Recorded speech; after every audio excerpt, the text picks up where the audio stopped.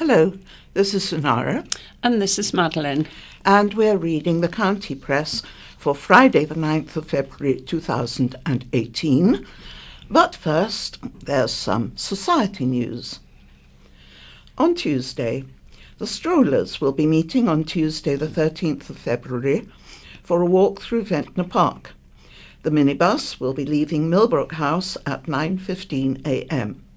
They will meet for coffee at the Italian Cafe at the junction of Church Street, Alpine Road and Belgrave Road at approximately 10:30 a.m. The walk will set off from the park entrance in Park Road, Ventnor at approximately 11:15 to 11:30 a.m. Lunch will follow afterwards at the Star Pub in Wroxall, which is booked for 12:15 p.m. And the Ryde swimming group are swimming this Tuesday, the 13th of February, in Ryde at the Waterside Pool. The pool is closed to the public while the group swims. There are male and female volunteers to help you get in and out of the pool, as well as lifeguards to ensure your safety. To join the group, please call the Society first to notify us of your swimming ability. Wednesday. The weekly coffee morning will be held at Millbrook House this Wednesday, 14th of February. The coffee mornings are not just for blind and partially sighted people. Anybody can come along and have a cup of coffee or tea, as well as a piece of cake. The Wednesday social group will be meeting on Wednesday, 14th of February at 2 p.m. in Millbrook House. The entertainment this week is a 1950s and 60s quiz. The group lasts approximately 45 minutes, which is then followed by tea or coffee and cake. The book group will be meeting at Lord Louis Library also Wednesday from 2 o'clock till 3 p.m. on the 14th of February to discuss this month's book. All members are invited to come along and join in with a cup of tea or coffee and to pick up next month's book. For more information, please call Laura Jasper on 522205 or just turn up. And Thursday, the Thursday social group are meeting on Thursday, 15th of February at Millbrook House. The group meets from 10:30 a.m. till 2 p.m. You can join in with the conversation and knit if you wish. Then later in the afternoon, volunteers come in and read to the group from different topics. And any other news. Independent Arts are holding their weekly singing sessions across the island. They will be in Freshwater and Ryde on a Monday, Newport on a Tuesday, East Cowes Thursday, Sandown every other Thursday, and Lake and Ventnor on a Friday. For more information, please call 822-437 or visit www.independentarts.org.uk. And now for scaffolding news, with a list of known footway obstructions for works including scaffolding or hoarding. We are unable to include end dates as many are extended on a week-by-week basis. Also included are tables and chairs permits that have been issued in the past week. In the Bay and Ventnor area, there is currently scaffolding at 70 High Street, Shanklin, Wight City, Culver Parade, Sandown, 43A High Street, Shanklin. There are currently hoardings at Wight City, Culver Parade, Sandown, and 1 Melville Street, Sandown. And there's currently a skip at 1 Melville Street, Sandown. In the Cowes area, there is currently scaffolding at Red Squirrel Shop and Bella, 73 and 74 High Street, Cowes, the Max Aitken Museum, 83 High Street, Cowes, and 9 Bath Road, Cowes. There are currently hoardings at 70 to 73 Arctic Road cows and 93 High Street cows. And there's currently skip at 6 Thetis Road cows.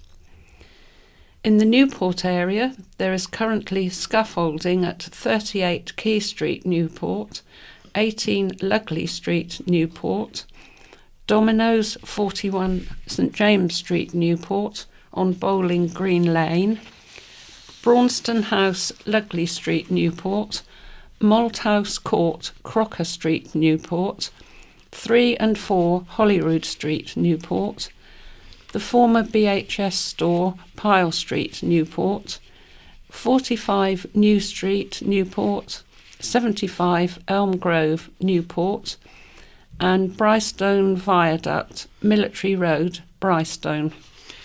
There are currently hoardings at the Slug and Lettuce, ex-Yates, in the High Street, Newport, with a cherry picker.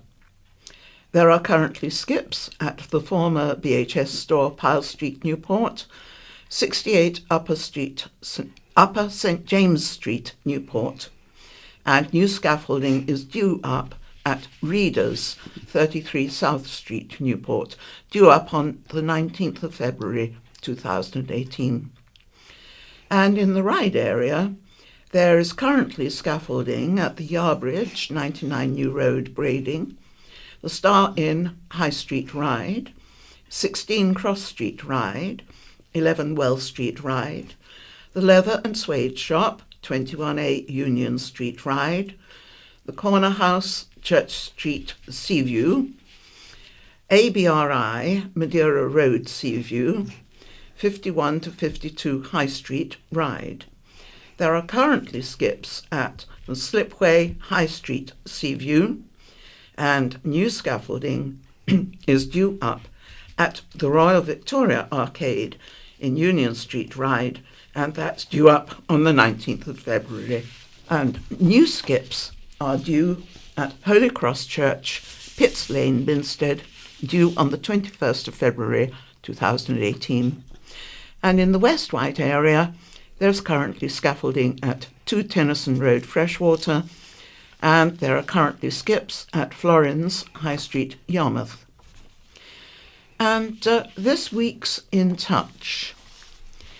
In this week's episode, Richard Kramer, Deputy CEO of Sense, tells Peter Wight about the changes to PIP for people with combined mental health and sensory impairment issues. Columnist Mike Lambert reflects on the unexpected joy of whale watching, and we talk to Chris and Mike Macmillan about their forthcoming programme, Ask Chris and Mike. They are looking for your questions about how to deal with the day-to-day challenges of being visually impaired. The presenter is Peter Wight and the producer Cheryl Gabriel. And moving on to the County Press headlines for Friday the 9th of February. First, school porn show, and second, flagship Victoria takes a bow. School porn show. 7-year-olds see blue movie in class. A porn film was accidentally shown to confused 7-year-olds at a primary school in Cowes. Children went home with a lot of questions after seeing a sex scene on the big screen at Lanes End Primary School in Love Lane. A source told the County Press pupils had been watching an online video about the Titanic, but when the video finished, a pornographic film began playing on the website. A little girl went home to her mum and said, "We saw people humping at school today. It was really funny," the source said. She told her mum there was a naked lady lying on the floor and a man went over to her and put his finger in her mouth. Then he lay on the floor. Apparently the teacher had her back to the screen at the time, so she didn't realise it was playing until the children started laughing and she turned it off straight away. The children found it funny and weren't too distressed, but parents are very angry about it. Lane's End confirmed the incident, which happened on January the 19th, was being thoroughly investigated. The school said it was unable to comment further on the matter at this time. And on to the second headline, flagship Victoria takes a bow. Victoria of Wight, Wight Link's new hybrid energy car ferry, was launched in Turkey on Wednesday. County Press chief reporter Emily Pearce was at the centre shipyard in Yalova to witness the successful launch. Victoria of Wight will be seen around the Solent this summer as crews are trained before entering service later in 2018. And a further article on her with more detail. Wight Link's £30 million car ferry, Victoria of Wight, was launched on Wednesday in Turkey. Following the launch at the centre's shipyard near Istanbul, where she set off down the slipway, the ship is due to arrive at the Isle of Wight in July. It marks the culmination of a 2-year project, and the ferry is due to enter service in late July or early August. Wight Link has spent £45 million on the new ship and on improving port facilities in Fishbourne and Portsmouth, the company's largest investment to date. Victoria of Wight will be Wight Link's largest car ferry, able to carry 1,200 passengers and 178 cars. Facilities will include larger passenger lounges, a children's play area, and a Wight Taste Cafe selling island produce, including island roasted coffee, local ales, sandwiches, cakes and biscuits. The ferry will be powered by hybrid battery technology, resulting in lower emissions, less noise and light pollution than a standard diesel ship. Wight Link project director John Burrows said the future was green for Wight Link and the St Faith and St Cecilia, both of which were due to be phased out in the coming years, would be replaced with more environmentally friendly ships.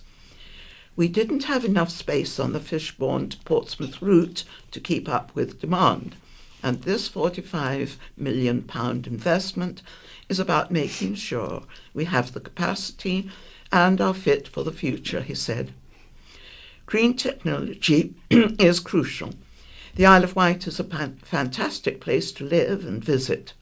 It's unspoilt, and we have to make sure we operate in a responsible way.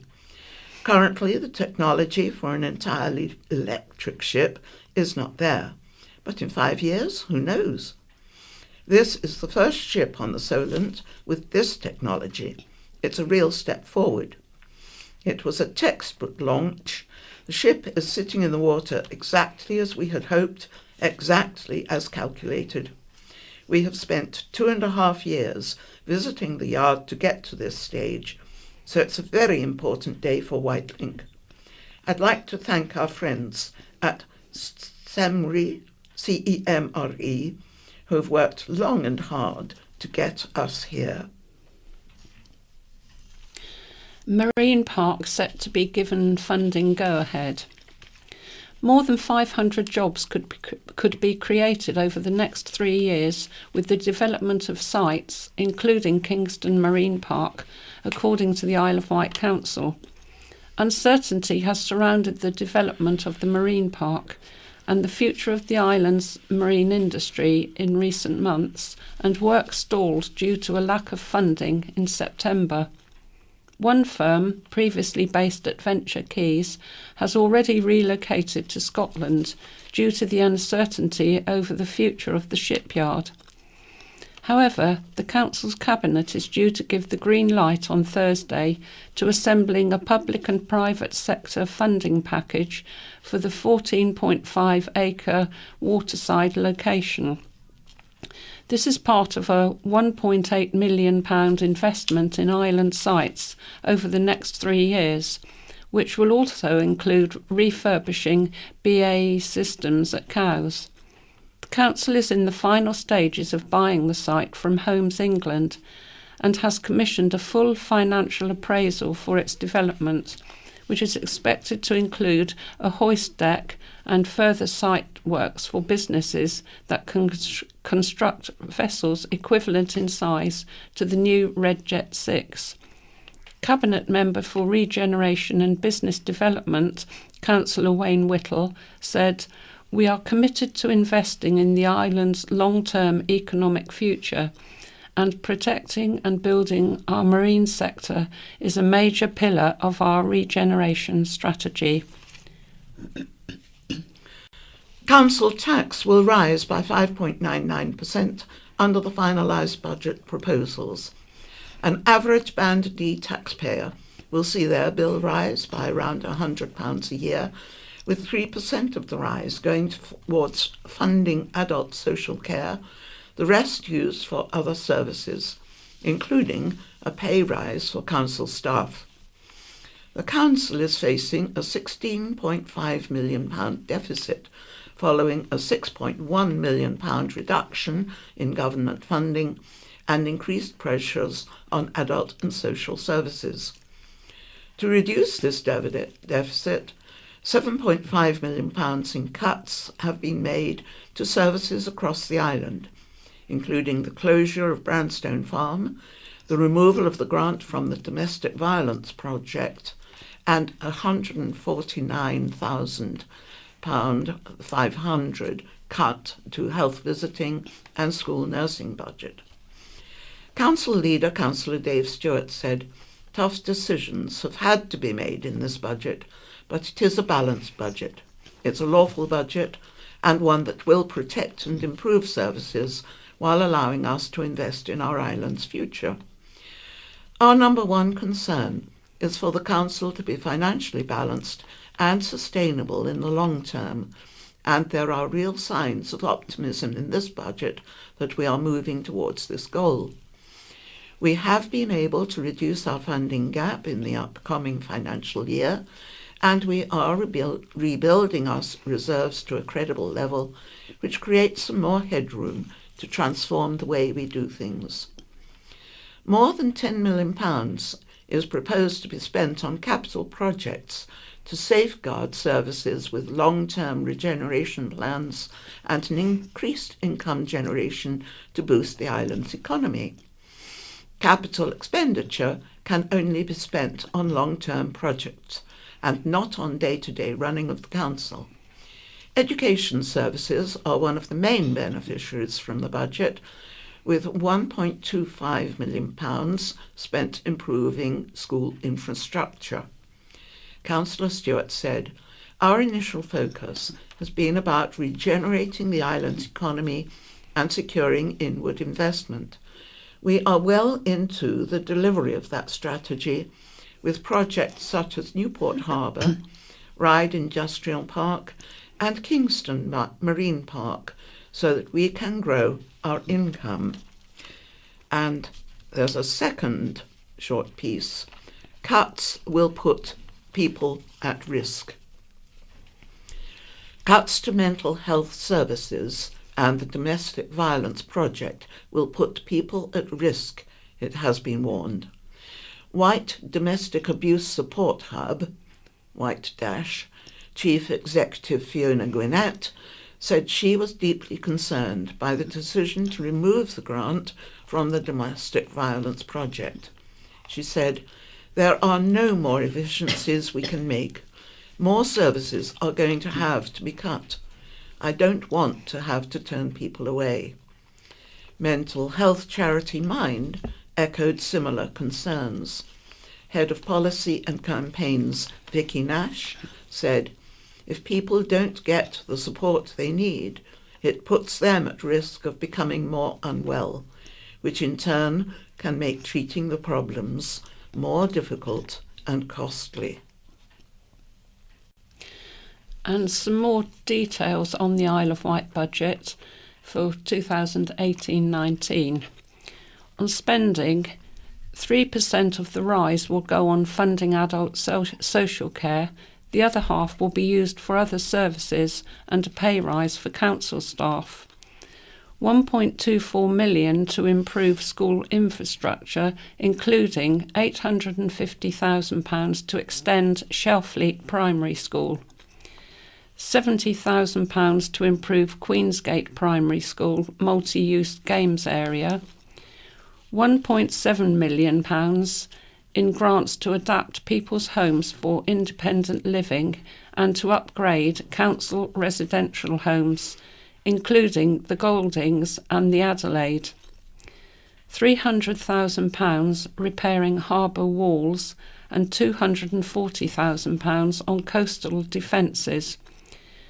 £240,000 reconfiguring County Hall ground floor with one-stop shop. £940,000 on fleet replacement and thermal protection equipment for fire and rescue service. £515,000 on Heights Leisure Centre Sandown, extending gym and new spin studio. £75,000 upgrading public footpaths, bridleways and byways.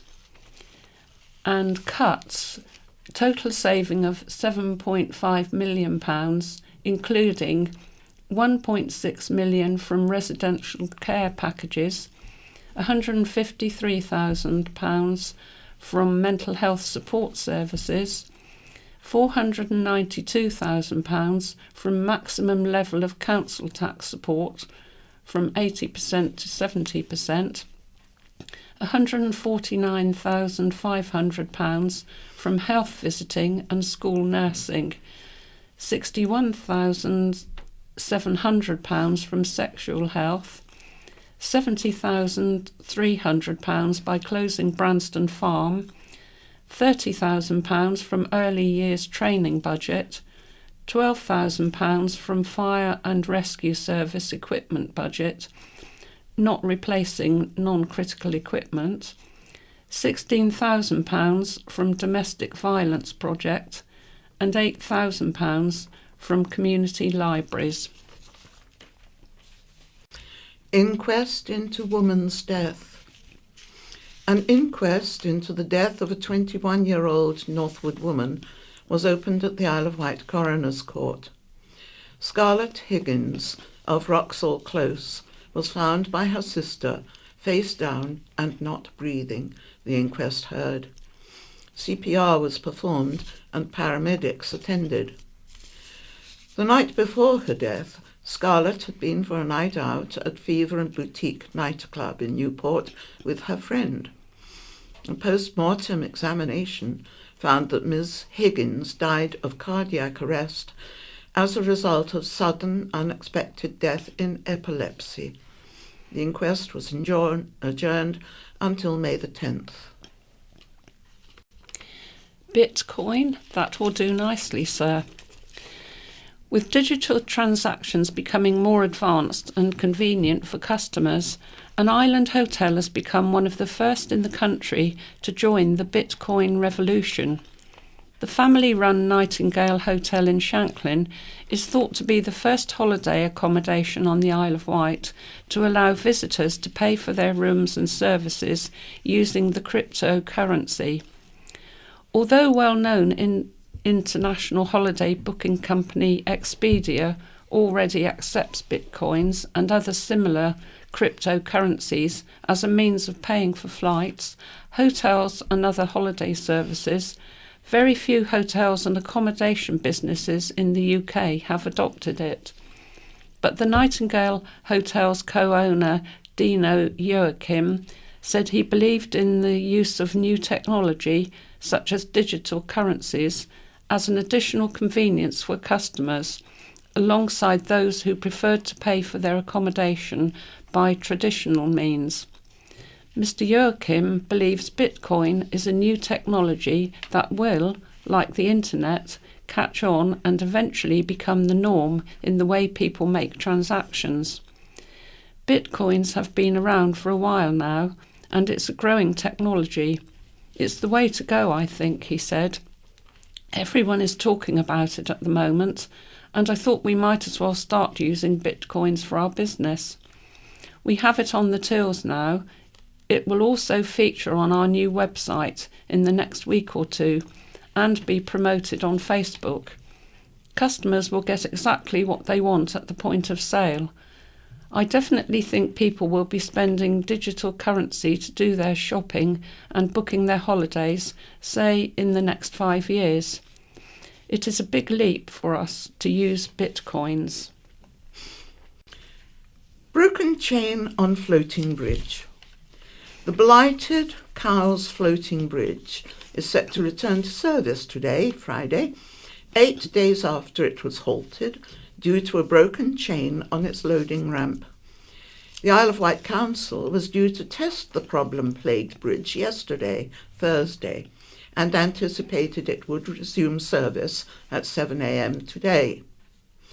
It will operate a restricted timetable between 7 a.m. and 10:30 p.m. with a passenger-only launch from 5 a.m. to 7 a.m. The bridge was taken out of service last Friday after a chain broke. East Cowes councillor Carl Love said, "It's time to send it back, in my and our town council's opinion. Substitute it with a proper launch service, which our own bridge workers could operate until a replacement is found.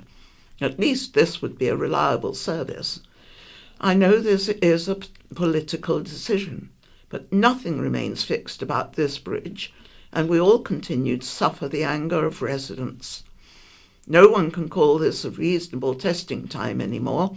Speculation about its future and reliability of this bridge is damaging businesses and tourism." Wootton Chippy goes up in flames. Quick-thinking staff got customers safely out of a chip shop after a fire broke out in the kitchen. An electrical fault in the range led to the blaze at Terry's Fish and Chips, Wootton, at 6:30 on Monday. The electrics were burnt out and the shop had smoke and heat damage. Owners Terry and Pat Thomas and their daughter Kim Massey, who manages the shop, thanked staff and firefighters for their excellent response to the emergency. No one was hurt, and thanks to the quick thinking of our staff in turning everything off promptly and calling the emergency services, damage was contained, the family said. Had they not, the incident could have been a lot worse. We would like to thank the fire brigade for their speedy response, efficient firefighting and excellent support. We are liaising with the insurance company to get assessors out in order to move forward in getting the business back up and running again. We would like to thank our customers for their support and kind messages. We look forward to welcoming you all back for tasty food as soon as possible. Councillors walk out in protest. 5 councillors walked out of a Bembridge Parish Council meeting in protest this week. The councillors, elected under the name Open Bembridge, left the Finance and Assets Committee meeting after Councillor Madeleine Reader tried to read a statement, but was silenced by Committee Chair Councillor Richard Weaver. She refused to stop, and Councillor Weaver said if she did not sit down, he would have to ask her to leave. Councillors Reader, Steen, Curtis, Hopkinson Woolley and Millington walked out. As a result, the most contentious part of the meeting, a discussion over whether to redevelop or sell a parish council asset, numbers 5 to 7 High Street, Bembridge, was deferred for a month because the remaining councillors felt they could not make a decision without the input of the 5 absent members. Councillor Weaver said, "I would like to apologise on behalf of the council for the conduct of our councillors. I was very interested to hear their opinions on the options before us for 5 to 7 High Street. I am flabbergasted. They left without giving any indication of their opinions." In the group statement handed to the county press, Open Bembridge said, "We have been excluded from any discussions, meetings or emails about the project. Aside from very minor side issues, we have only become aware of developments at the same time as the public, when meeting agendas are issued 3 days before a meeting. We have therefore been given no opportunity to input into developing proposals or sufficient time to consider our views and consult before these meetings. The principle of openness and transparency has obviously not been applied. Given that we have been excluded from all internal parish council meetings, we believe tonight's decisions have already been taken by the majority group, and this meeting is just to formally agree them. We feel unable to participate in what is clearly a fait accompli. We feel we have no choice but to state we absolve ourselves from any responsibility or vicarious liability for these decisions. We're not resigning, just withdrawing temporarily. Homemade sea defences must be removed. A Binstead man has been told a wooden seawall he built to defend ancient woodland must be torn down because it does not follow the Isle of Wight Council's shoreline management plan. James Flynn said his seawall had saved 2 rows of mature native trees and helped protect neighbouring properties. At a meeting of the Isle of Wight Council Planning Committee, Mr Flynn told councillors, "My aim was to preserve the beauty and ecology of the area." Mr Flynn said he had spent 3 years restoring the property, Kingarth House off Church Road, and clearing the private beach of debris, including concrete and reinforcing steel from an old sea wall.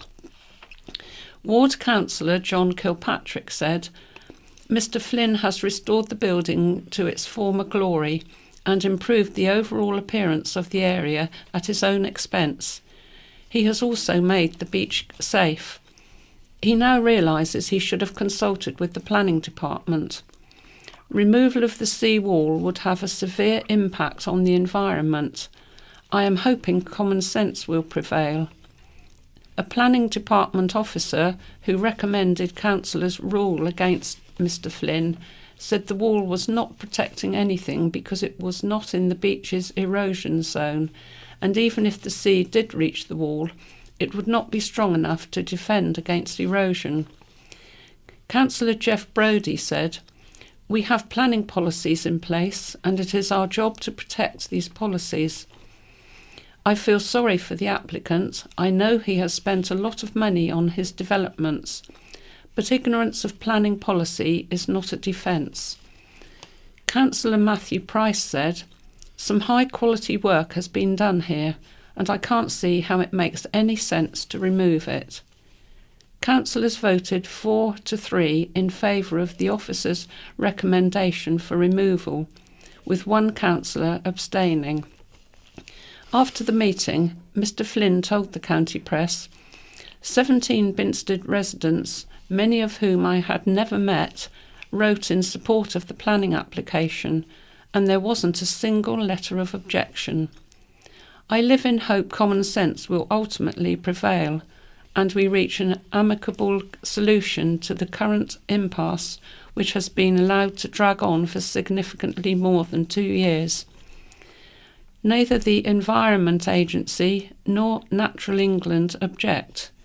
It now remains to find a solution that is acceptable to the local planning authority. Mr Flynn can appeal against the committee's decision. Historic boat donated to museum. The team at the island's Classic Boat Museum is celebrating after netting their latest historic vessel, a racing craft which could one day help to bring the America's Cup back to the home of world yachting. Land Rover BAR, B-A-R, the British America's Cup Challenger, has donated its first test boat, T1.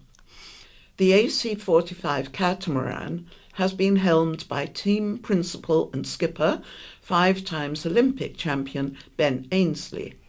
The museum took delivery of the boat last Friday, with a view to make it part of a display at the new museum in Cowes, which is due to open in April. T1 was the first of 5 foiling catamarans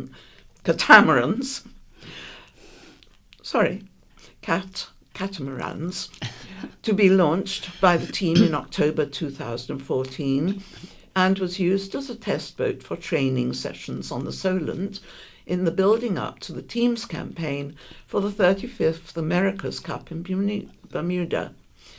The boat originally raced under bar colours during the America's Cup World Series in 2012-13 and was used to break the Round the Island race record in 2013 before being modified by the team to fly on hydrofoils the following year. In May 2016, the team hosted a special guest on board, the Duchess of Cambridge, who took the helm in the Solent. James Stagg, Land Rover Bar Head of Operations, said, "The launch of T1 was a real moment and milestone in the team's campaign, and getting her on the water, foiling and reliable, was a result of a huge amount of effort from all of the team." Reckless driver died in crash. Sheer reckless behaviour caused the death of Stephen Harry Thurman, an inquest heard on Monday.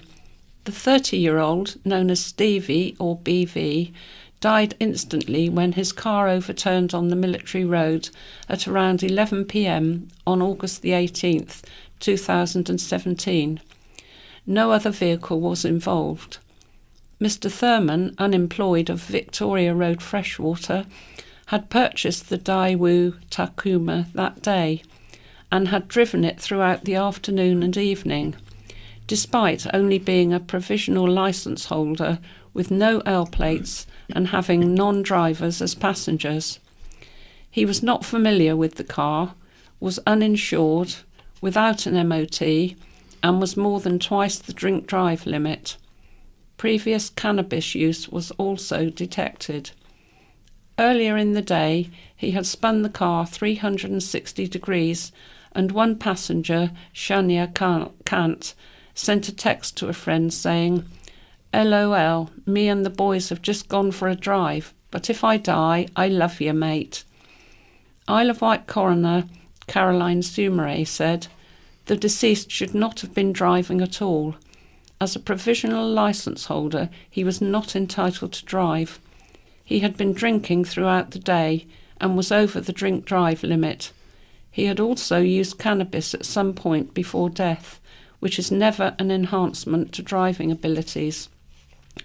Not only did he put his own life in jeopardy, but his passengers and other drivers on the road that night.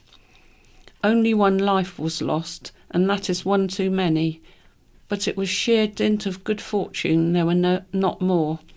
His passengers were very lucky. The speed limit is quite high along that road at 60 miles an hour, but Miss Kant said he was over the limit.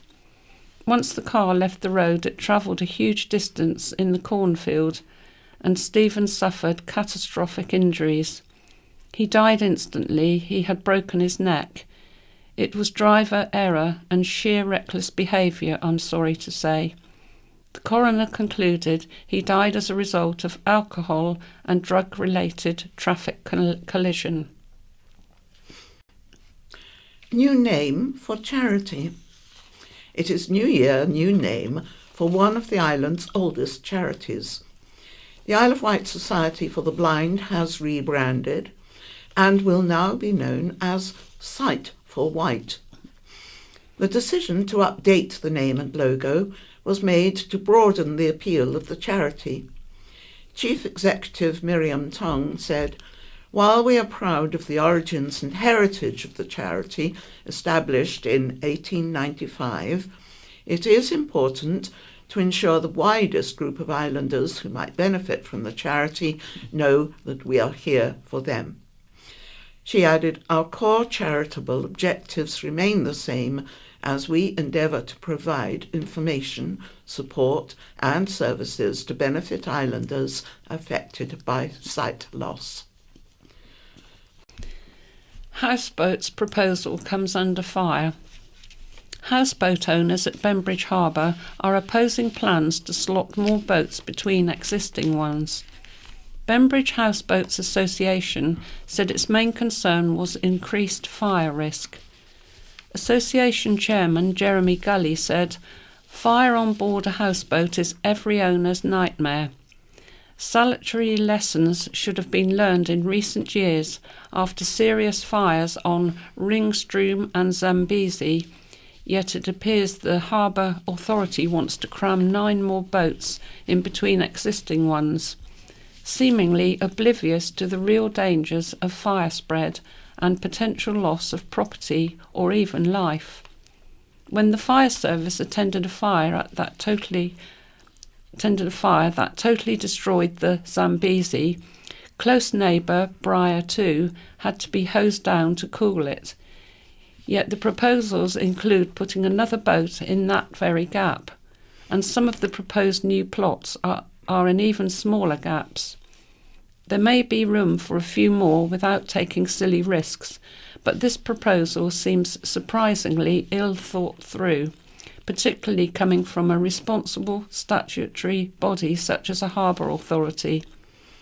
Malcolm Thorpe of Bembridge Harbour Authority said, "Once again, Mr Gully is distorting matters and diverting attention away from the primary issues relating to the harbour-based houseboats. Fire hazards and safety provisions are an issue whether on a waterborne houseboat or a building on land. However, there are 24 houseboats that pump raw sewage directly into the harbour. We are offering to install sewage treatment systems in all such houseboats by applying for a lawful development certificate to regularise the historical status of the older houseboats, followed by a planning application for infill plots to include an obligation to design and install these new systems free of charge by the Harbour Authority. The estimated costs of £180,000 will be met by the newly allocated houseboat plots, with any excess going towards buying a dredger. Houseboat owner Penelope Walford opposes the proposed regularisation of houseboats, insisting they are already secure in their lawful use. In a letter to the county press, she said, "This planning route has the advantage of sidestepping the need for public consultation. So when it comes to applying for the necessary consent for new houseboats, there will be no need to worry about inconvenient details, such as environmental impact, parking, etc., and crucially, fire risk." Bembridge Parish Council opposed the planning application at its latest meeting. And I'm afraid that's all that we have time for. And so it's goodbye from Sonara. And it's goodbye from Madeline. Good morning, I'm Lester. And I'm Den. And here is the second part of the County Press News, and we start with letters to the editor. And this is the letter of the week from Andrea Sermon in Ryde.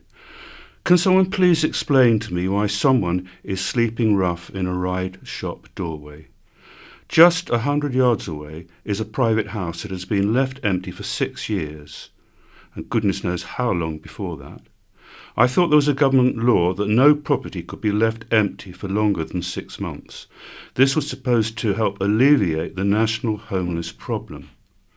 We reported the house being empty about 4 years ago, but were fobbed off by the council, and nothing's been done. I think it's disgusting a perfectly good, if neglected, house is standing empty when someone a few yards away is freezing and hungry in a shop doorway." And this is from Bob Seeley, the MP. "I want to reassure islanders about the future of healthcare on the Isle of Wight. The goal is better quality care with fewer trips to the mainland. A team of health experts has spent months preparing a report to improve healthcare on the island. Our NHS has been in special measures and must improve. We need to support our NHS doctors, nurses and staff to enable them to deliver the quality of care we need on the island. In future, acute services will continue to be delivered here wherever clinically possible. Residents will only have to travel to receive services when it is essential to do so. At least 90% of current hospital activity would be retained on the island. There will be more joint working with the NHS staff on the mainland to ensure patients receive the best possible care, while staff here are able to retain and extend their clinical skills. This is absolutely vital for the future of healthcare on the island. Fewer patients would travel to the mainland overall, as more planned care and follow-up appointments would be undertaken face-to-face or with the aid of new technology on the island. At a conservative estimate, this would reduce the overall number of patients' journeys to the mainland by approximately 500 each year. Personally, I want to reduce unnecessary trips to the mainland by thousands, not hundreds. This government is spending record sums on the NHS, $144.3 billion last year, up from $116 billion in 2009 in cash terms, and $15 billion more in real terms than 2009. On the island, we spend over $200 million every year on healthcare. I will be working closely with the new leadership team in the hospital, as well as the Department of Health, to ensure that healthcare is improved. I want better care available for islanders, as well as fewer patient journeys to the mainland. There is absolutely no intention to reduce the NHS to a skeleton service on the Isle of Wight. Such a move would be illegal. I despair of politicians who try to scare others, especially the old and vulnerable, for political gain. The reality is we will be delivering better care for islanders in the years to come, and I will be relentless in ensuring that government listens to the needs of the island. This is from Colin McCourt, East Cowes. Serious problem with chain ferry. So the floating bridge has yet again another problem. However, this is not a simple matter of electrical problems, noise, etc. Oh no, this is much more serious. There's been a failure of the south chain of the West Cowes prow of the floating bridge. This occurred midstream and caused the prow to drop. Now this problem is serious as the chains are load-bearing and have failed in this manner. It is very serious indeed. Whether the chain snapped, claimed by some on board, or was a failure of the winching mechanism is something that we may or may not be told about. Given the Isle of Wight Council failed to communicate the removal of the floating bridge service for over 12 hours, we may never find out. However, I believe this is a serious issue and throws into doubt the other three chains, which are of identical construction. The Council has stated the bridge will be back in service by Monday. However, I believe the Marine Accident Investigation Branch need to know of this serious failure, and I have informed them of the incident. We need to ensure this bridge is built to standard and that sufficient load checking has been carried out. This must bring into question whether any load testing has been carried out correctly, and the safe use of the bridge must be questioned. How long must we go on with this substandard vessel before the intransigent council leader and his officers open their eyes and realise they have a dead duck? Someone may get hurt if another chain fails or snaps. What would our council leader have to say then? This is from Anthony Porter in London. The Association of Directors of Public Health, the Royal College of Paediatricians and Child Health, and the World Health Organization all call for 20-mile-an-hour speed limit where there is a traffic mixture of drivers, riders, cyclists and pedestrians. Children, the elderly and the disabled all gain from road danger reduction.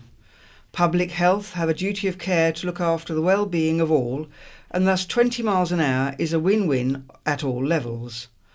I am therefore advocating the Isle of Wight should have a blanket 20 miles an hour in all areas where there is such a traffic mixture. Many people continue to perceive the Isle of Wight as a place of rest and relaxation, accompanied by pleasant views of the sea and countryside. Consequently, it attracts innumerable visitors, and some choose to spend their retirement here. The reality, however, is traffic-infested roads that are difficult to cross, as well as roads where there are 40 and even 50 miles an hour speed limits, thereby rendering them as no-go areas for cyclists and pedestrians, the most vulnerable of road users. There is a growing problem of teenage motorcyclists who speed around and dangerously overtake, putting themselves and others at risk of death and injury. However, many drivers are elderly, and they too can pose problems for other road users through developing short-sightedness or deafness, as well as medical conditions such as dementia, epilepsy and fainting spells. From Mrs. Christine Broom in Godshill. Cowshed conceals 1970 pop festival secret. I did not attend the 1968 festival, however. My memory of the event are as a neighbouring farmer of the site. My late husband and I started farming at Eastview Farm, Rood, the previous year, and were somewhat perturbed to learn of the event as we were concerned about the effect this would have on our livestock. I remember the festival was advertised as being at Ford Farm, Godshill, and therefore many attendees had alighted from the southern-vectored buses at Godshill village to discover that the event was in fact almost 3 miles away on the parish boundary with Whitwell. This resulted in a long walk to the venue. As daylight faded, those who had alighted from the buses at Rookley had walked across Bleakdown were unsure where to access the site, and instead of keeping to the Rookley to Knighton Road, many walked across fields to reach their destination. We decided to keep our cows in the stable that evening as a precaution. This turned out to be a sensible decision, as many people crossed our land, which is on the opposite side of the narrow River Yar to the site. Some walked into the electric fences, which resulted in strong language, while others, trying to jump the river, did not succeed. We had many friends come to visit us that evening to see what was going on in Hell Field, and I was kept busy providing them with refreshments. I don't recall actually being able to hear much of the music, and the audience seemed to disperse swiftly when the event was finished. Although I did not attend, I do have a ticket from the event. When the festival was later held at Afton, the site was surrounded by galvanised tin sheets, and following the events, these were sold. My late husband drove the tractor to the site and purchased sufficient to build a large covered yard to house cattle in during the winter. This is still in situ, complete with some graffiti visible on the side of the sheets. Man died following a fall. The owner of Chip Ahoy in Cowes has died after falling from scaffolding at the premises. Mark Pritchard, 53, was working on self-assembled scaffolding at the fish and chip shop on January the 2nd when he fell and hit his head on the pavement. He was transferred to Southampton General, where he died of head injuries on January the 22nd. An inquest was opened into his death at the Isle of Wight Coroner's Court on Monday and adjourned to May the 22nd. Looking back 10 years ago, February the 8th, 2008, it was revealed more Isle of Wight Council employees were on a 50,000 plus salary, more than any other authority in the south, despite the island's low-wage economy. The county press revealed 41 county staff were making above-average salaries. The news was criticised by Unison, which called it scandalous. And on the same date, Ireland MP Andrew Turner defended his decision to employ his partner despite the growing national scandal over MPs employing their relatives.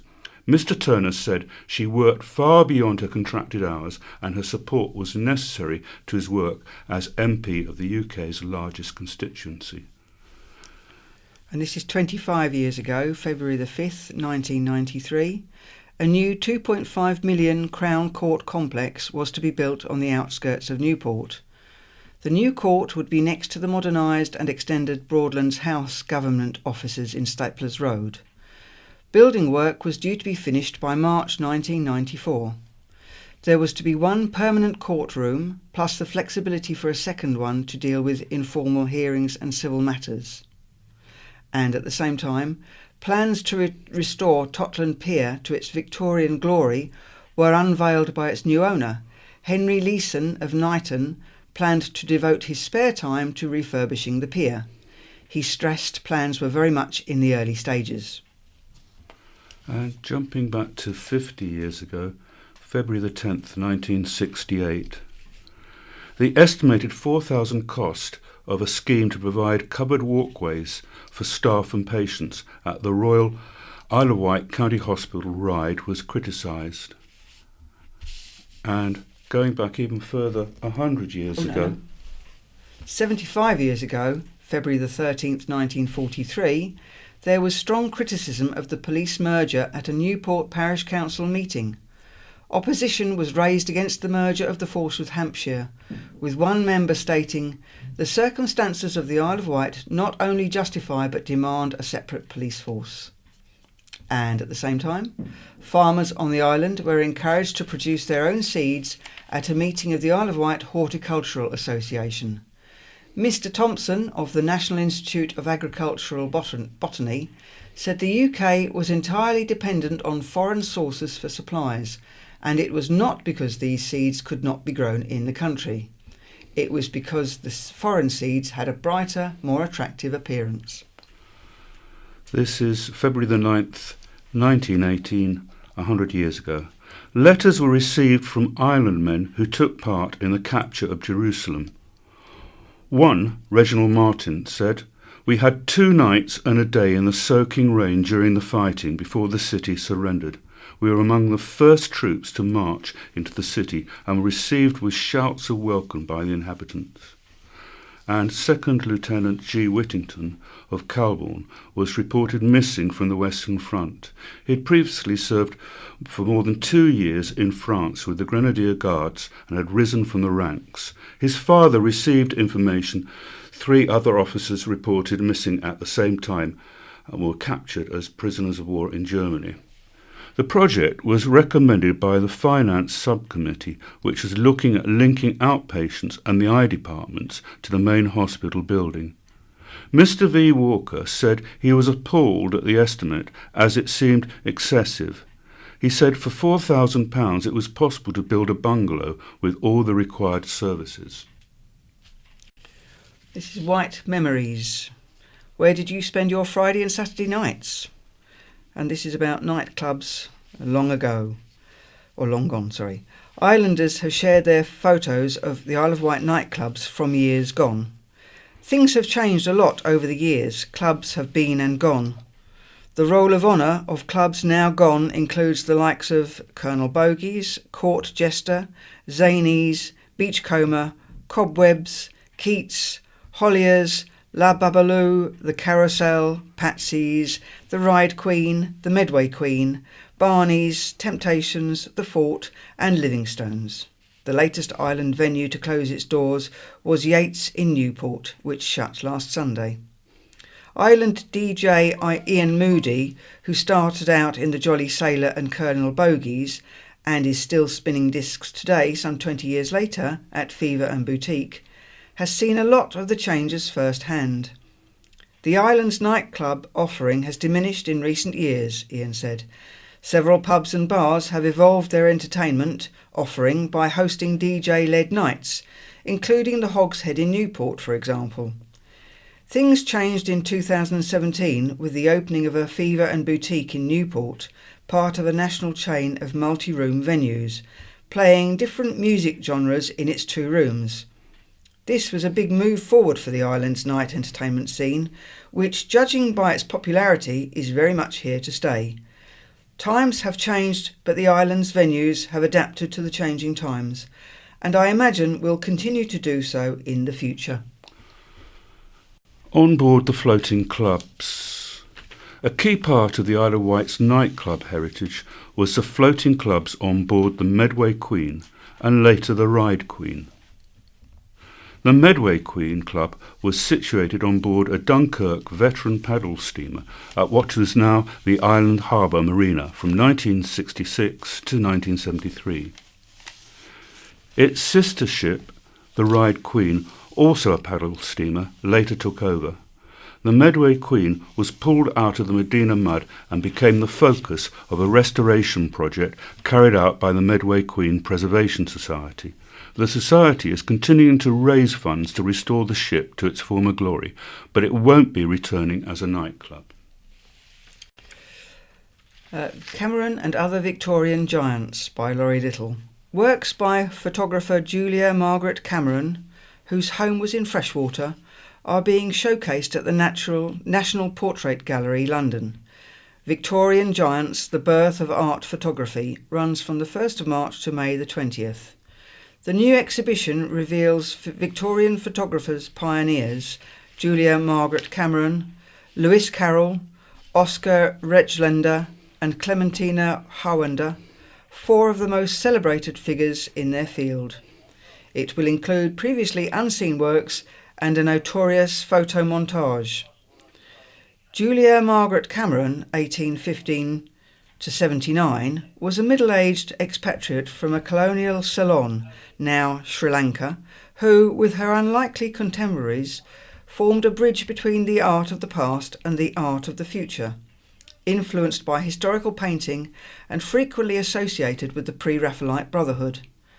Their radical attitudes towards photography have informed artistic practice ever since. The exhibition will be the first to examine the relationship between the four artists. Drawn from public and private collections internationally, it will feature some of the most breathtaking images in photographic history. Some, for conservation reasons, are rarely on view. Visitors will see how each photographer approached the same subject, as when Cameron and Rechlender both photographed the poet Alfred Lord Tennyson and the scientist Charles Darwin, or when Carroll and Cameron photographed the actress Ellen Terry. Philip Prodiger, head of photographs at the National Portrait Gallery and exhibition curator, said, "When people think of Victorian photography, they sometimes think of stiff, fusty portraits of women in crinoline dresses and men in bowler hats. Victorian Giants is anything but. Here visitors can see the birth of an idea, raw, edgy, experimental, the Victorian avant-garde, not just in photography, but in art writ large." For ticket information, go to www.npg.org.uk, Victorian Giants. My view, this is an article entitled Northern Soul Comes South. There's a film by Martin Scorsese called After Hours in which a yuppie office drone, Paul Hackett, played by Griffin Dunn, gets drawn into the nocturnal activities of New York's creative community. While the city sleeps, he has all manner of adventures. On the island, other than the loud farting and intermittent pops of hatchback and motorbike exhausts echoing round the darkened roads, the urban night time seems to belong to cats and foxes going about their business. So when I was invited to go dancing in Sandown one Friday night in January, my eyebrows raised slightly. Once a hub of the island's nighttime economy, the town's clubs are now what generation experts recall ripe for redevelopment, that popular euphemism for all but derelict. My eyebrows raised even higher when I discovered the venue for the evening's fun was Sandown Railway Station. Entering the erstwhile ticket hall, I discovered it had been transformed into a tiny homage to Wigan Casino, a ballroom famous last century for its Northern Soul all-nighters. That legendary club attracted dancers from all over the UK who showed off their athletic dances to the sound of rare imported soul music. And here, In Sandown, youngsters, some as young as 12, demonstrated their prowess on the floor of the station's Gaslight Cafe, which was sprinkled with sugar to make it more slippery. There is, of course, a place for structured activities for young people. The Duke of Edinburgh's award Baden-Powell-style uniform groups and sporting clubs. What Ali at the Gaslight Cafe provides is space for children, their parents and other adults, such as my friend and I, can dance and chat and admire each other's outfits and enjoy vintage tunes. It's free to get in and the premises is not licensed, unlike other music venues, which means it's accessible to young people. The dancers not only had all the authentic moves, but also the clothes. Wide trousers and racing back vests for the chaps, mod-style dresses for the girls. I got chatting to a handsome skinhead who thought I would make a great model for Wight catwalks. I showed him pictures of locals who have already featured, including ride punk musician Sid Ryan. "Ah," he exclaimed, "that's Sid." Surprised, I said, "You must know his band, Grade 2. My stepson Jack is a guitarist."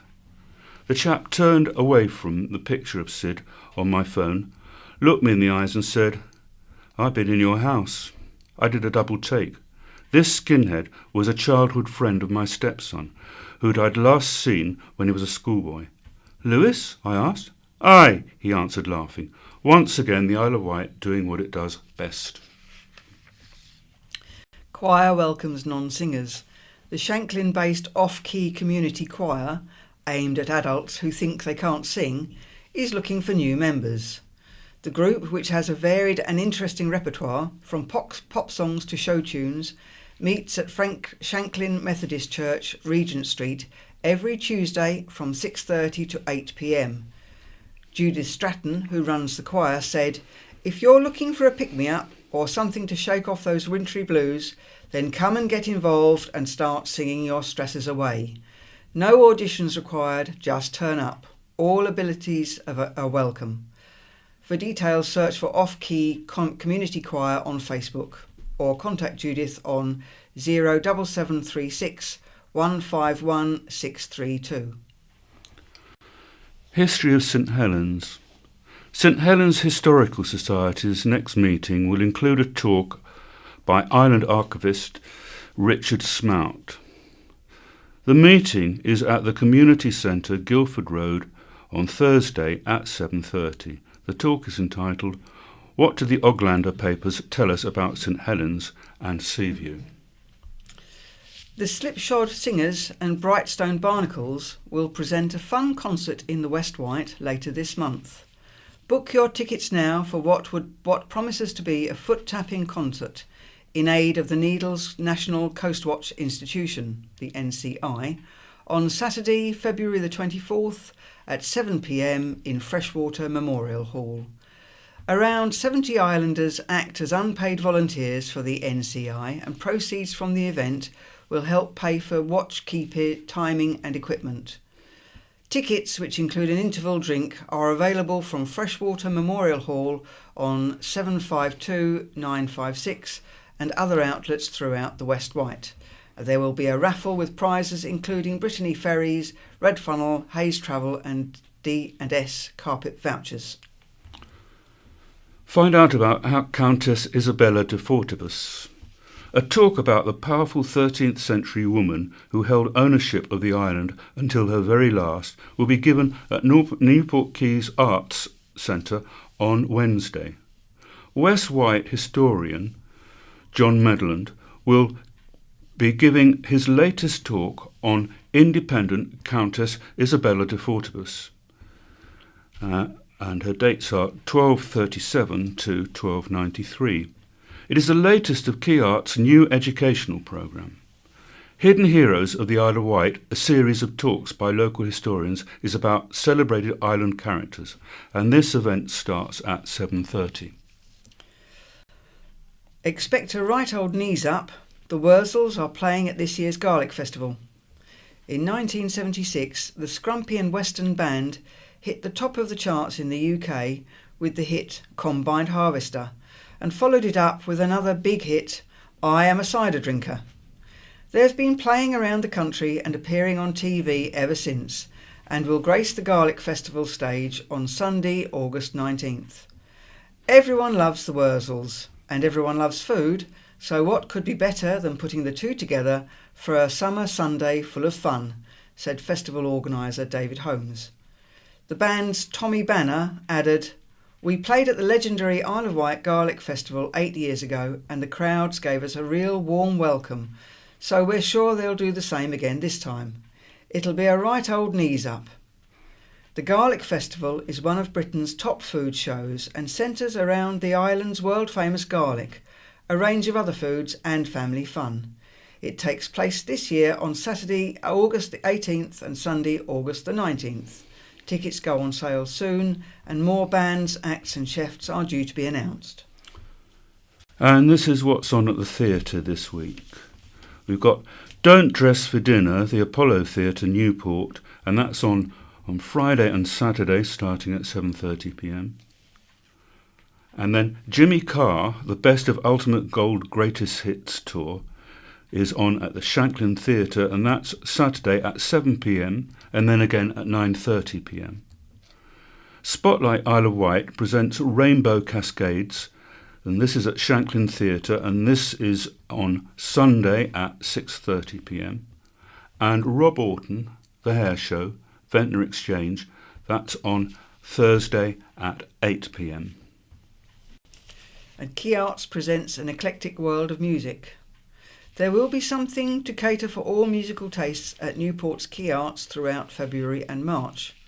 For those who love their live music, Danish combo Basco, which boasts a style that combines jazz, folk and classical, will be performing on Tuesday, while the Rick Harris Trio will provide the Jamaican music, while Caribbean cuisine is served on Friday, March the 16th. Scottish four-piece Tanara entertain over the weekend of March 17th and 18th, and you'll have to wait until the end of next month to see the debut show of the newly formed Isle of Wight Youth Jazz Orchestra. A showcase of young island talent, they will be performing on Friday, March the 30th. A new work inspired by the Victorian photographs of Julia Margaret Cameron will be performed by accordionist Karen Tweed the following evening, Saturday, March the 31st. Karen's show, Another View, Dear Julia, was written, composed and arranged by her. The popular Sunday morning recitals programme continues at 10:30am with the Nick Page Trio on stage on Sunday, followed by the White Flutes, February the 25th, Irish folk outfit Last Orders, March the 4th, harpist Merlina Johnson, March the 11th, and Sounds About Wight, March the 25th. Two free monthly events which showcase top local talent, Jazz Jam, is on Monday, while the ever-popular Acoustic Originals will be held on Monday, February the 26th. Leading island folk musicians, covering all shades of the folk genre, entertaining folk at the Quay, or Why Not Sit In on the Irish session, both held on Sunday, February the 18th. Everyone is welcome to pick up an instrument during the monthly Piano Blues and Bowie Jam at 7:30 on Sunday, or why not enjoy some banging tunes with Rob de Bank's Music Club on Wednesday. Go along and dance, or just tap your feet to the irresistible Latin sounds of 8-piece combo Toca Bonito next Friday, February the 16th. Roman Villa's Crafty Days. Be inspired at Newport Roman Villa. Hidden Heroes gets crafty on Monday from 11am to 3pm. Design and make your own boat, car or rocket, and search for hidden heroes around the villa with a photo hunt. The villa is also holding a clay day on Wednesday from 11am to 3pm. Visitors can make an Anglo-Saxon board game to take home, as well as a hidden hero out of clay that may be featured in an exhibition at the Museum of Island History, Newport. Entry is £1 and includes all activities. It's a family-friendly activity, and there is no need to book. The first children's festival to be staged on the island is due to be launched this spring. The festival will take place during the Easter holidays from April the 12th to the 14th at Quay Arts. For 3 days, the Ventnor Exchange team, creators of the award-winning Ventnor Fringe, will be transforming Quay Arts into a hub of activity and fun for families by hosting performances, spellbinding storytelling, magical experiences, mad games and wicked workshops. Among the first shows to be announced is the story of Yana and the Yeti, a beautiful show created over several months in the far north of Norway by the acclaimed Bristol-based puppeteers Pickled Image. This will be joined by Tove Jansson's famous creation, The Moomins, in Mischief and Mystery in Moomin Valley, by the Get Lost and Found collective from Brighton. Ventnor's exchange director Jack Whitewood said, "The ambition here is to raise the profile of the needs of children on the island and to provide a range of opportunities aimed specifically at young people and their families. We want to ensure everyone can have access to amazing arts and cultural experiences, whatever their background." Quay Arts Artistic Director Paul Armfield added, "Quay Arts is for everybody, and I'm really excited at the prospect of filling the venue with young children and their parents." Ventnor Exchange has put together a really inspired programme of events that will give an awful lot of pleasure not just to children but also their parents and grandparents. It will be a magical few days. Behind the scenes at the Art Museum, 2 paintings by Titian, 9 by Rubens, 5 by Rembrandt and 4 Van Dycks, 8 Canelottos, 9 Gardist and Frans Hals, the Laughing Cavalier. There was no denying that the Wallace collection is one of the finest in the country. Former senior curator of the collection, amassed by 5 generations of the Seymour family and housed at their former London townhouse, Stephen Duffy will visit the island on Thursday to offer the insider's view on its treasures. He will give a lecture hosted by the Art Society Isle of Wight at Quay Arts Newport. The Wallace collection boasts almost 5,500 fine art and decorative objects collected between 1780 and 1880, including paintings, furniture, porcelain, arms and armour, and other works of art. The 2 greatest collectors were the 4th Marquis Hertford and his illegitimate son Sir Richard Wallace, who lived most of their lives in Paris. It is their French upbringing which largely accounts for the breadth of the collection of 18th century French paintings. Sir Richard's widow bequeathed the entire collection to the nation on condition it remained on permanent exhibition at Hertford House, Manchester Square.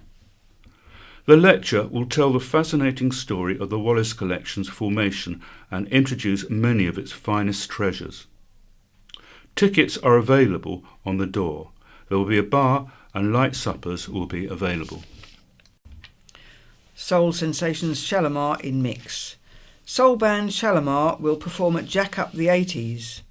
The New York-based band will fly in to headline the closing night of the festival.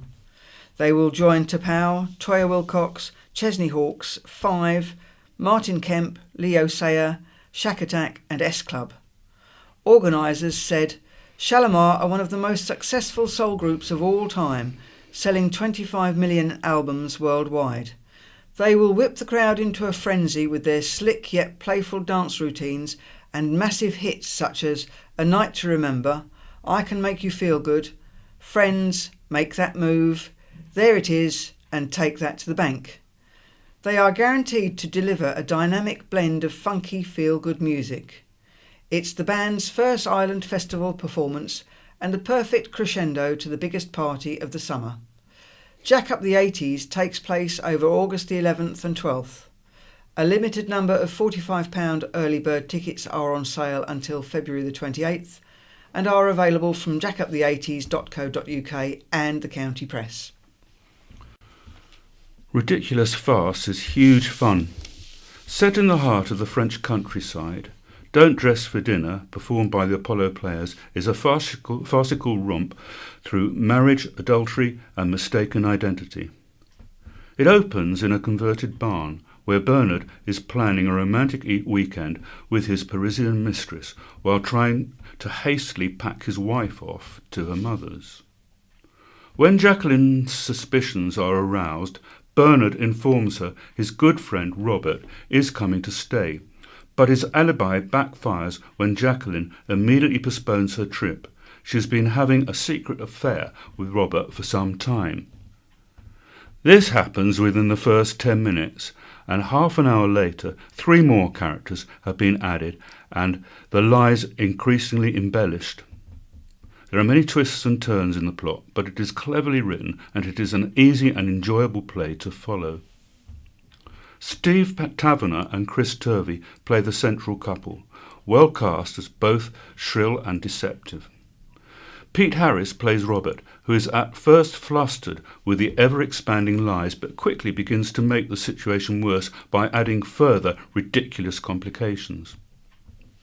Bernard's mistress, Nessa Law, is perfectly vacuous in her role as Suzanne. However, the star of the show is Rose Kelsey, a regular at the Apollo Theatre.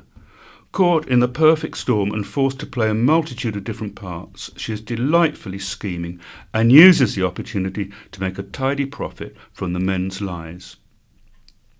She earned some of the biggest laughs of the night. The Apollo was packed and, based on audience reaction alone, it earned the cost of a ticket. It might be entirely ridiculous, but it's also great fun. And this is Jim Gibbons' prescription for a sick country. Because of previous borrowing by previous politicians, we have to pay $1 billion every week in interest, for which we get no benefit whatsoever. We cannot renege on these debts because Britain would never be trusted again. Although any Act of Parliament can be cancelled by Parliament, we should declare, starting at the next tax year end, the state will not spend more than its current income on current needs and wants, and since this is not known in any year, the state will not spend more than its previous year's income.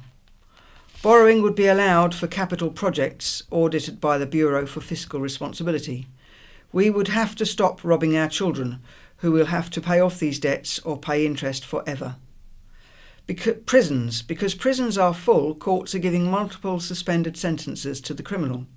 It's time for new thinking, or indeed old thinking, on punishment of lawbreakers. If it is uneconomical to get prisoners powering the national grid, we should bring back the stocks and the pillory. If you think this is cruel, it is less so than loss of liberty for years, and so much less expensive. Laws, because new laws are being brought in each year in huge quantities and none of the outdated ones are annulled, none of us know any more whether we're breaking the law. This gives the police licence to decide which laws they will enforce and which they will ignore. For a period of 5 years or so, no new law should be brought in unless 2 old ones are cancelled. Tax laws. A wise man once wrote, if you have a simple tax system, it may be unfair. If you have a complex tax system, it is certain to be unfair. The British tax system has expanded and become so unwieldy that the standard guide tollies will now cost you £460 and be useless next year. The complications serve no purpose except to give a good living to accountants employed by businesses and the government. Tax avoidance. A great American judge once said, over and over again, the courts have ruled that there is nothing sinister in arranging one's affairs so as to keep taxes as low as possible. The government should make it clear they accept this, and that it is their job to make laws which are clear and easy to understand, and to keep tax rates low and competitive, so there is an incentive to multinational companies to pay taxes here rather than elsewhere. NHS. When Aneurin Bevan bought in the NHS, having, as he boasted, stuffed the doctors' mouths with gold, he thought it would be costly at the start and the cost would decrease as people became healthier. Very quickly its scope had to be reduced and the cost has rocketed ever since. It's time we looked at how other countries are able to run their different schemes to the satisfaction of their users without the longer waits for treatment we have had to become accustomed to. Benefits levels. When Labour politicians are happy to say publicly, we need immigrants to do the work that British people don't want to do, it is amazing they don't draw the obvious moral that we are paying people too much for not working. Levels of benefits should be reduced. Minimum pay. This benefits some at the cost of causing unemployment for others. If Alf worked out he can afford to pay £10 per day for Bill's labour, and politicians decide he must pay him 11, Bill is out of a job. All politicians know this, but it's a vote catcher. Let's have a bit of education of the public here. The greatest protection the working man has if, in a thriving economy, employers are desperate to have him. The best measure the state can take is to reduce the costs, burdens and difficulties that beset Alf when he's deciding whether to employ Bill. Holiday pay. Why should employers be required by law to pay employers less than the value of their week's work in order to pay them for doing nothing for a few weeks later on in the year? Surely we've got past this sort of paternalism. And finally, King's final thoughts and fears. More than 3 centuries after the decapitation of King Charles I, Carisbrooke Castle staged a one-man performance reenacting the King's final hours. The King was beheaded at Wight Hall after being tried at Westminster Hall a few days before and found guilty by Cromwell and just 68 members of Parliament. Accused of being a tyrant, traitor and murderer, he was refused permission to speak after the verdict. But in Felicita Fairs Thompson's one-man play, Exit the King, Charles told us his final thoughts and fears. The play was timed to coincide exactly with the last night of the life of King Charles I.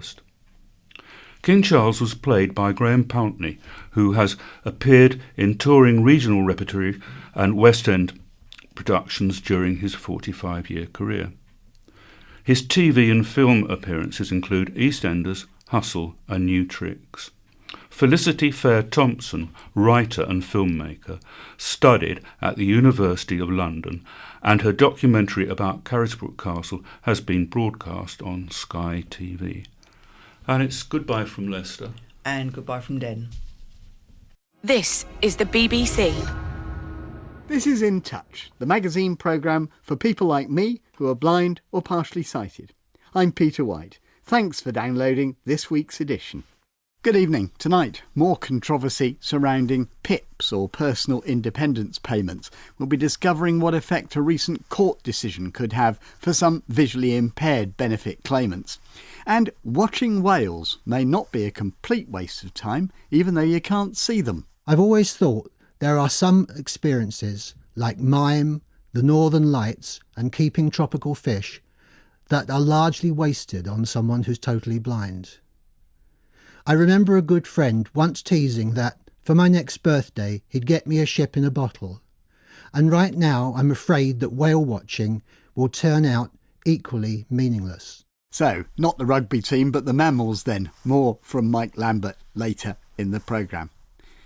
But first, more than 200,000 people could be in line to receive more disability benefit after the government announced it was going to review around 1.6 million cases to check eligibility for PIPs. That's the benefit designed to compensate disabled people for the extra living costs of their disability.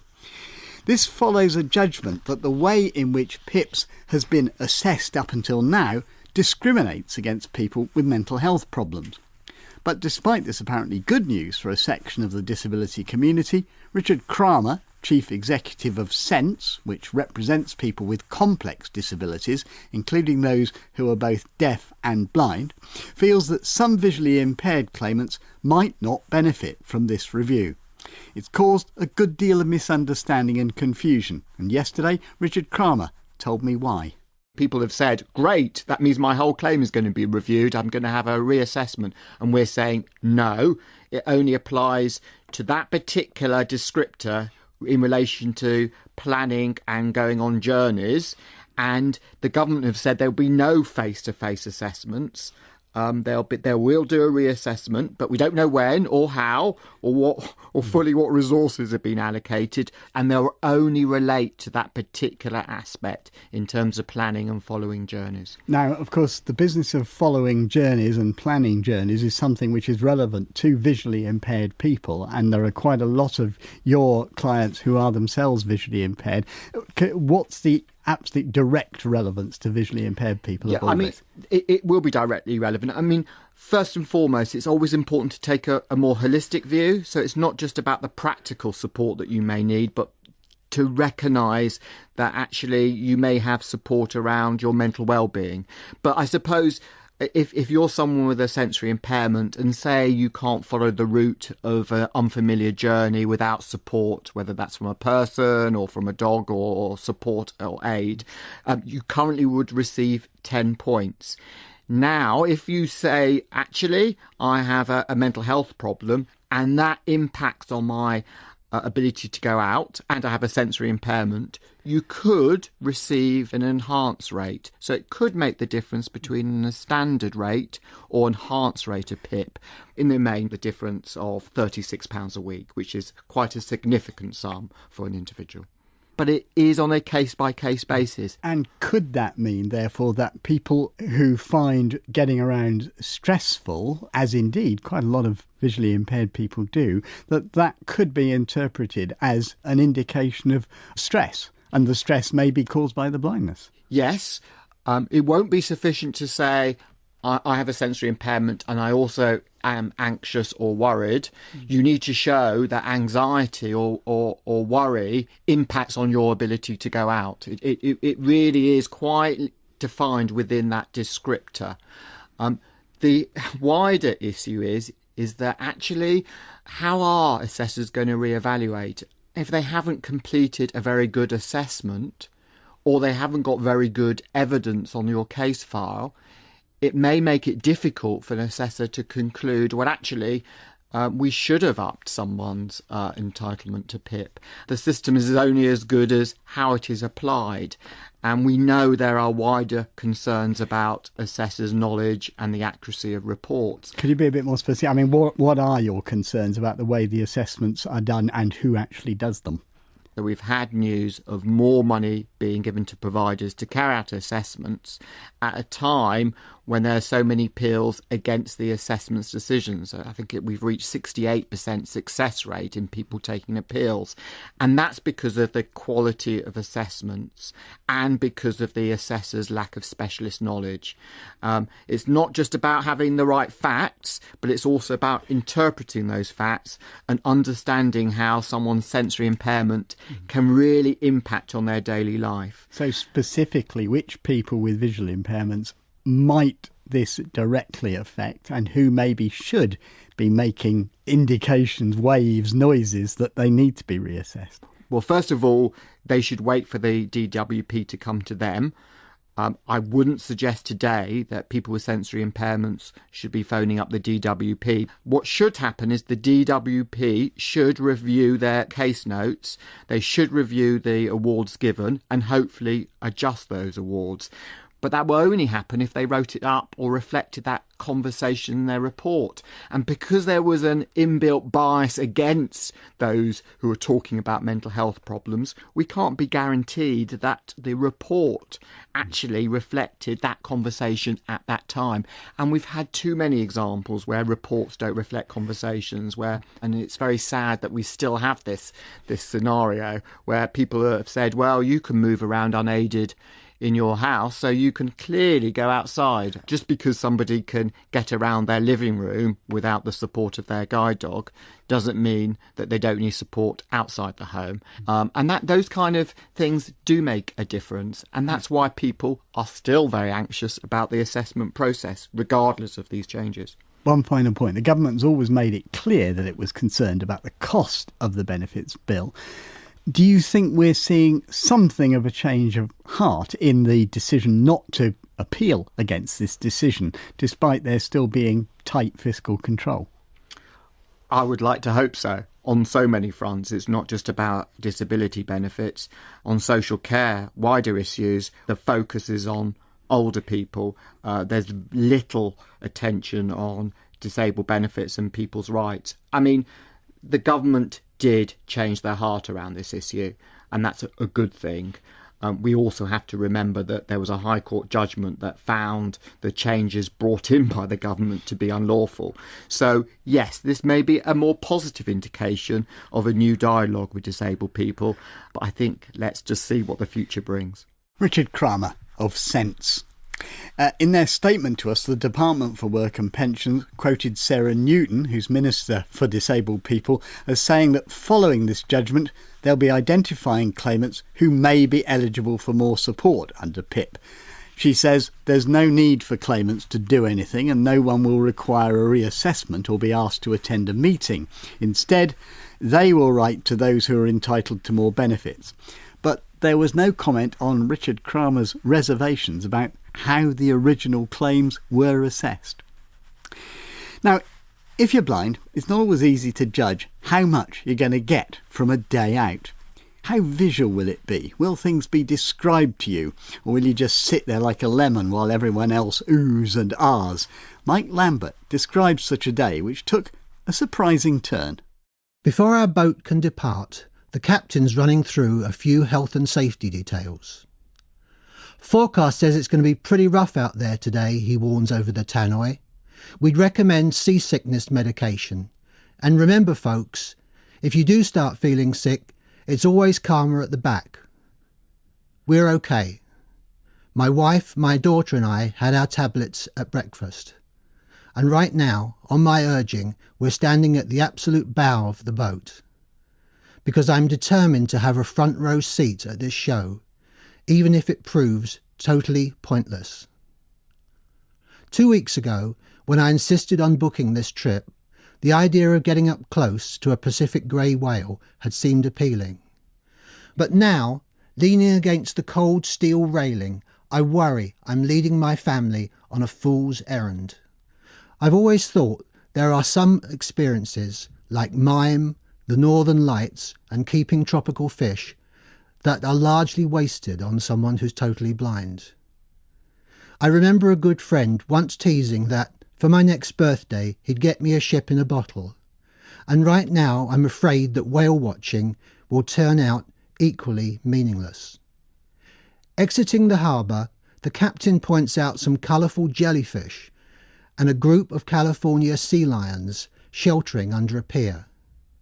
My hearing's pretty poor, but with an effort I can just make out their honking above the racket of the wind and the boat's engine. Half an hour later, I'm starting to understand what's meant by pretty rough, when the captain announces he's just spotted the heart-shaped plumes of vapour that are a sure sign of grey whales. Then there's a flurry of excitement to my right.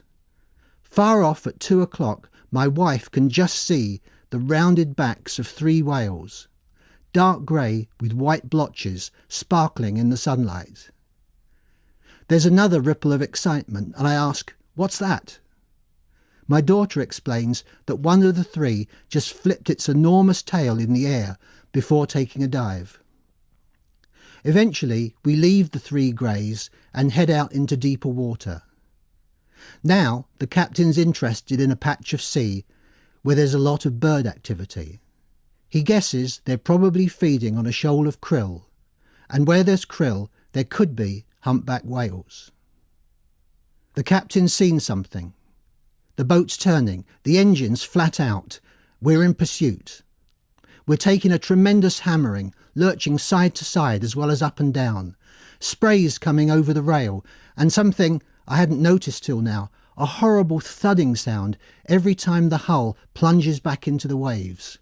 I worry something's wrong, but next to me a little girl, maybe 3 or 4, is screaming with delight, and I try to control my fear.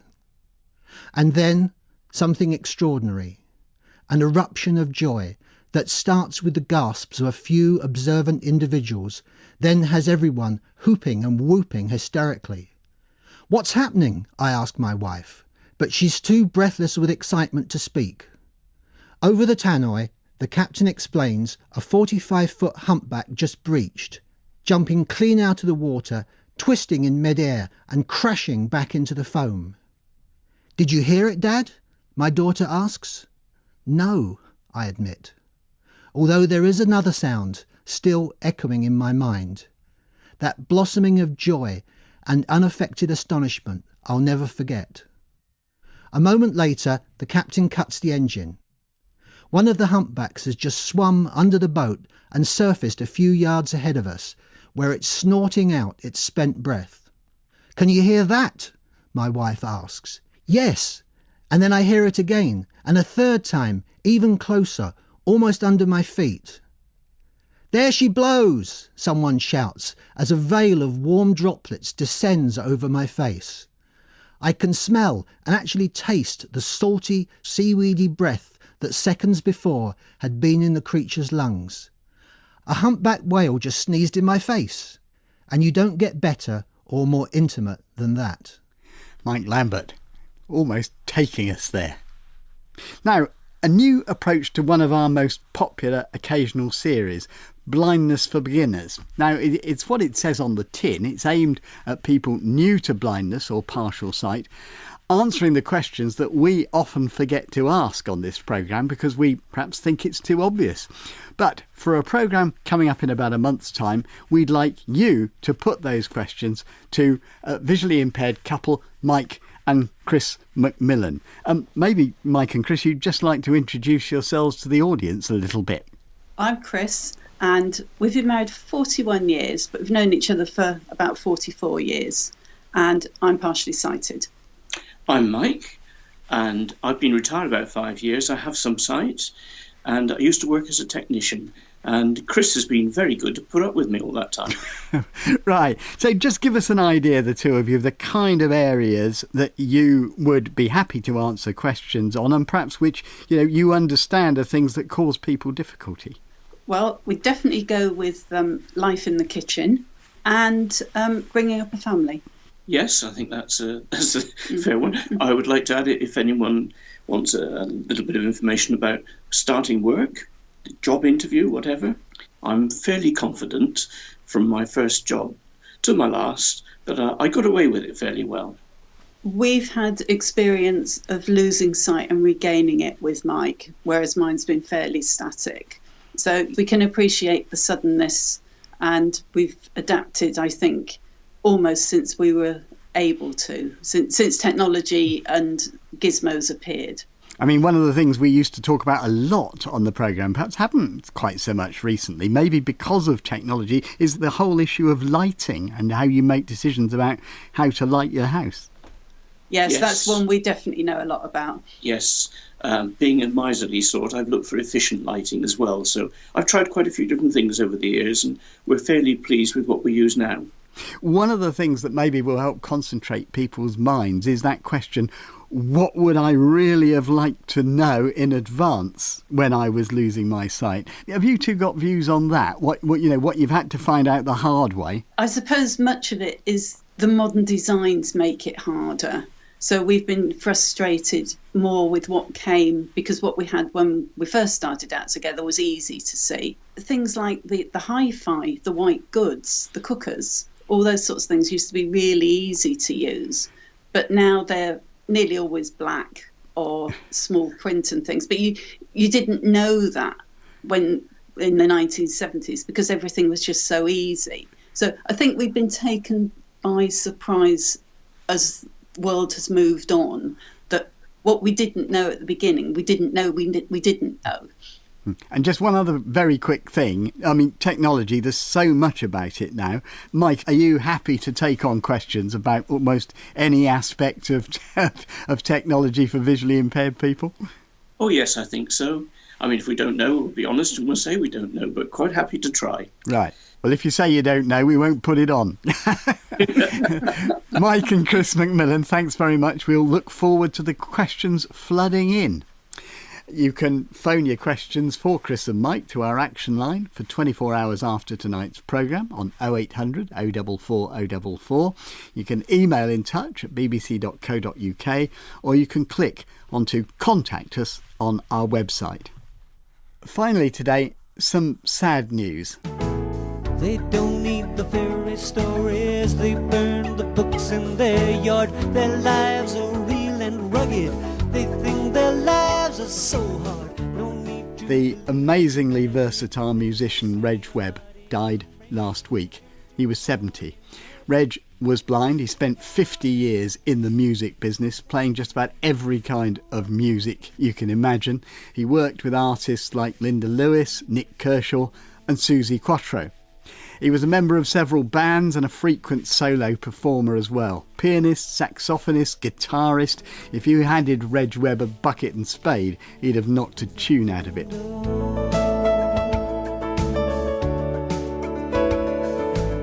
Well, I have to declare an interest here. Reg was a close school friend of mine and the music brains behind the only pop group anyone would allow me to join. I'd like to end today by playing something of his which illustrates many of his skills as a pianist, as a composer and a vocalist. Reg, thanks for all the music. I'm the one who's free. I could give you all the answers. I don't understand it all, but I just believed in magic, and I flew right over that wall. There goes the unlikely stranger, now out of reach of their sneers. I undid the lock with laughter, I undid the vault with my tears, and when they observe, that's more than I